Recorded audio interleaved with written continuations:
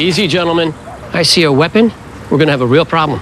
Officers, you on the other hand, you have options. I think he wants us to walk away. How much? How much do you want? Oh, I want to be Batman rich. What's that take, like $1 billion? Way more. A cop actually demanded $1 billion from a drug lord in public. The drug lord was so enraged he pulled out a gun on the spot. But the veteran officer was faster. Yet the bullet was blocked by a bulletproof vest. The drug lord emerged completely unscathed. A brutal fight was now unavoidable. And the reason for their deal starts with this woman. She's La Fiera, the biggest drug lord in Guatemala. Just yesterday, her son was murdered. The killer was Caesar, the son of her archenemy. So La Fiera launched a ruthless vendetta. The entire city was drenched in bloodshed. To stop the war, the police decided to send negotiators to both sides. Tim and Nolan tracked down Caesar. They didn't waste time with pleasantries and got straight to business. You killed her son.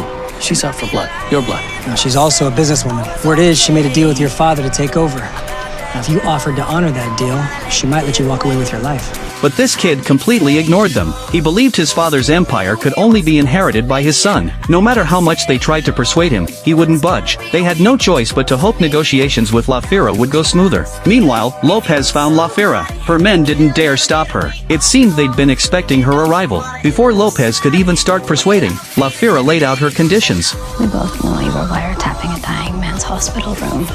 You heard him promise to give me control.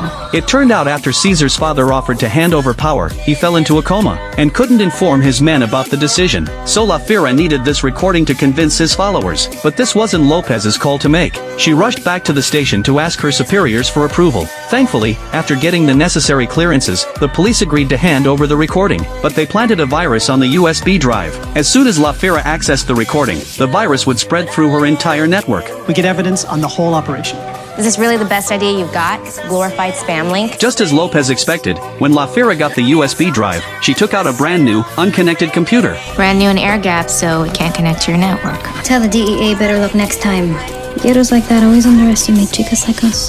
What Lopez didn't anticipate, though, was that La Fiera would back out after getting the recording. Lopez immediately realized something was wrong. On the other side, Nolan and Tim had tracked Caesar to his girlfriend's place. After Caesar left, they decided to talk to his girlfriend first. But as soon as they walked in, Lopez called them. I think Cesar might have a kid somewhere, and La Fiera's going to kill him. Yeah, a little ahead of you there. It was already too late to run. They had no choice but to go out and negotiate. But obviously, things didn't go well. And just like that, a 2 versus 5 fight broke out. Luckily, these henchmen weren't the sharpest tools in the shed. After a tough battle, the two managed to take them down. But La Fiera's madness was far beyond anyone's imagination.